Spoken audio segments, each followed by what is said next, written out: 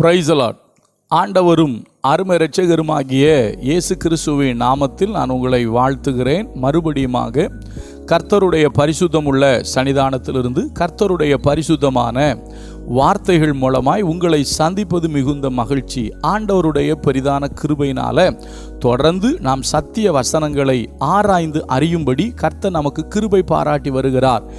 இந்த நாட்களில் நாம் தொடர்ந்து பார்த்து கொண்டு வருகிற காரியம் மெச்சிக்கொள்ளப்பட்டவர்கள். அதாவது தங்களை தாங்களே மெச்சிக்கொண்டவர்கள் உண்டு, ஆனால் பிறரால் மெச்சிக்கொள்ளப்பட்டவர்கள் உண்டு.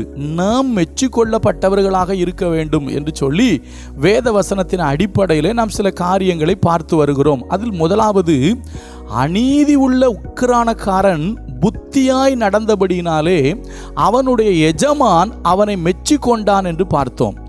நம்முடைய வாழ்க்கையில் நாம் ஒரு புத்தி உள்ள கிறிஸ்தவ வாழ்க்கை வாழணும். ஒருவேளை அந்த ஊழியக்காரன், அந்த வேலைக்காரன் தவறாக நடப்பதற்கு புத்தியை பயன்படுத்தினான். ஆனால் நீங்களும் நானும் கர்த்தராகிய இயேசு கிறிஸ்துவுக்குள் கிறிஸ்தவ வாழ்க்கையில் ஒரு உண்மையான கிறிஸ்தவ வாழ்க்கை வாழ்வதற்கு புத்தியாய் நடக்க வேண்டும். ஏனென்று சொன்னால் தெளிவாக கர்த்தர் நம்மோடு பேசினார்.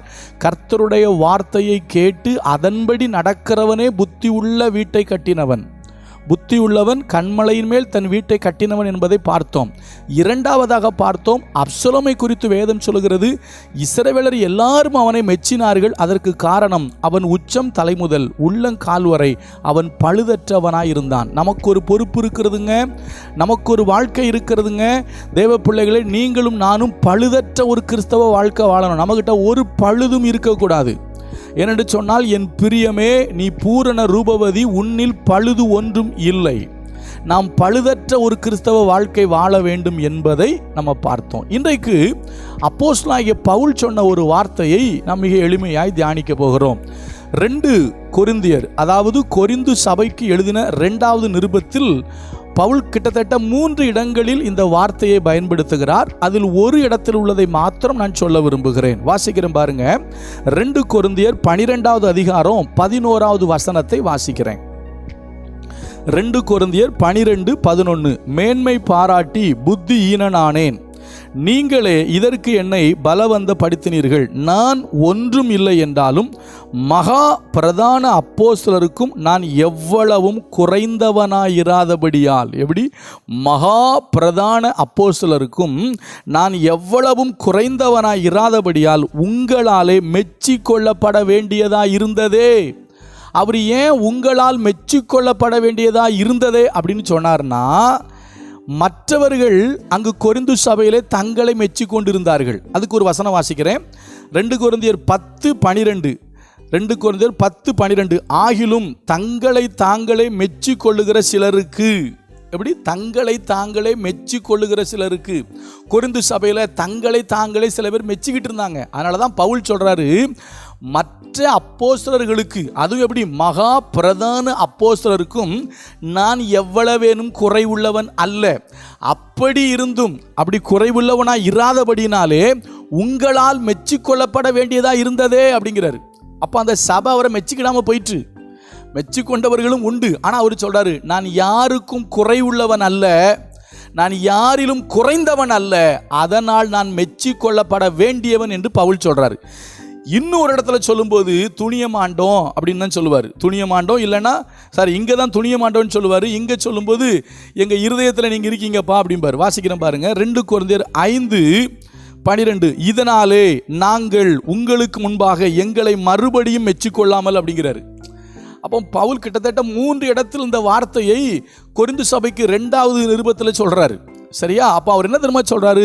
எளிமையான விளக்கம். தேவ பிள்ளைகளே, நான் மற்ற அப்போஸ்தலர்களுக்கும் மற்ற ஊழியக்காரர்களுக்கும் நான் குறைவுள்ளவன் அல்ல. அவர்கள் உண்மை உள்ளவர்களா? நானும் உண்மை உள்ளவன். அவர்களுக்குள் கர்த்தர் இருக்கிறாரா? எனக்குள்ளும் கர்த்தர் இருக்கிறார். அவர்கள் இஸ்ரவேலரா? நானும் இஸ்ரவேலன். அவர்கள் யூதரா? நானும் யூதன். அவர்கள் விருத்தசேதனம் பண்ணப்பட்டவர்களா? நானும் விருத்தசேதனம் பண்ணப்பட்டேன். பண்ணப்பட்டவன். அப்போ மற்றவர்களிலும் நான் எந்த அளவுக்கும் குறைந்தவன் அல்ல, அதனால் நான் மெச்சிக்கொள்ளப்பட வேண்டியது அப்படின்னு பவுல் எழுதுறாரு. அப்போ இன்றைக்கு நமக்கு சொல்ற செய்தி என்ன தெரியுமா? நம்மில் யாரும் உயர்ந்தவன் தாழ்ந்தவன் இல்லை. பெரிய ஊழியக்காரன் சின்ன ஊழியக்காரன் கிடையாது. எல்லாரும் கர்த்தருடைய ஊழியக்காரங்க. ஆனால் ஒன்னே ஒன்று, பவுல் உண்மை உள்ளவராக இருந்தார். நான் இப்படி சொல்லட்டுமா? நீங்கள் உண்மை உள்ளவர்களாக இருந்தால் நீங்கள் மெச்சிக்கொள்ளப்படுவீர்கள். ஏனென்று சொன்னால் நமக்கு இன்னொரு சம்பவத்தை சொல்றேன். தாளந்துகளை புதைத்து வைத்த மனிதன் கடிந்து கொள்ளப்பட்டான். ஆனால் தாளந்துகளை பயன்படுத்தின மனிதன் எஜமானால் புகழப்பட்டான். அது சொல்ல போனால் மெச்சிக்கொள்ளப்பட்டான். என்ன சொன்னாரு? நல்லது, உண்மையும் உத்தமமான ஊழியக்காரனே, உன் எஜமானுடைய சந்தோஷத்துக்குள் பிரவேசி என்று சொன்னார். அப்போ அருமையான தேவ பிள்ளைகளை, நான் உங்களை பார்த்து இப்படி சொல்றேன், நீங்கள் மெச்சிக்கொள்ளப்பட வேண்டும் என்று சொன்னால் நீங்களும் நானும் உண்மை உள்ளவர்களாக வாழ வேண்டும். பவுல் இவ்வளவு தைரியமா மகா பிரதான அப்போஸ்தலரில் நான் குறைவுள்ளவன் அல்ல, நான் குறைந்தவன் அல்லன்னு சொன்னார்னா அவர் காசு பணத்தில் சொல்லலை, வேற விஷயத்தில் மட்டும் சொல்லலை. அவர் உண்மை உள்ளவராக இருந்தார். அவர் திருவசனத்தை சரியாக பேசினார், ஊழியத்தை ஒழுங்காக செஞ்சார், கர்த்தருக்கு முன்பதாக உண்மையாக இருந்தார். அவர் சொல்றாரு, நாங்கள் மனுஷனுக்கு முன்பாக மாத்திரம் அல்ல, கர்த்தருக்கு முன்பாகவும் யோக்கியமானவைகளை செய்ய நாடுகிறோன்னு எழுதுவார். அப்போ எந்த மனுஷன் கர்த்தருக்கு முன்பாக யோக்கியமானவனா இருக்கிறானோ அந்த மனுஷன் மெச்சிக்கொள்ளப்படுவான். எந்த மனுஷன் கர்த்தருக்கு முன்பதாக உண்மை உள்ளவனா இருக்கிறானோ அவன் மெச்சிக்கொள்ளப்படுவான். எந்த மனுஷன் திருவசனத்துக்கு துரோகம் பண்ணாம, வசனத்தை குழப்பாம, கலப்பில்லாம, நயவசனிப்பு இல்லாம சத்தியத்தை சத்தியமா சொல்றானோ அந்த மனுஷன் மெச்சிக்கொள்ளப்படுவான். அதனாலதான் பவுல் சொல்றாரு, நான் மகா பிரதான அப்போஸ்தலரிலும் குறைவுள்ளவன் அல்ல, உங்களால் மெச்சிக்கொள்ளப்பட வேண்டியது அப்படிங்கிறாரு. அப்போ பவுல் தான் மெச்சிக்கொள்ளப்பட வேண்டும் என்பதற்கு நிறைய காரணங்கள் இருந்தது.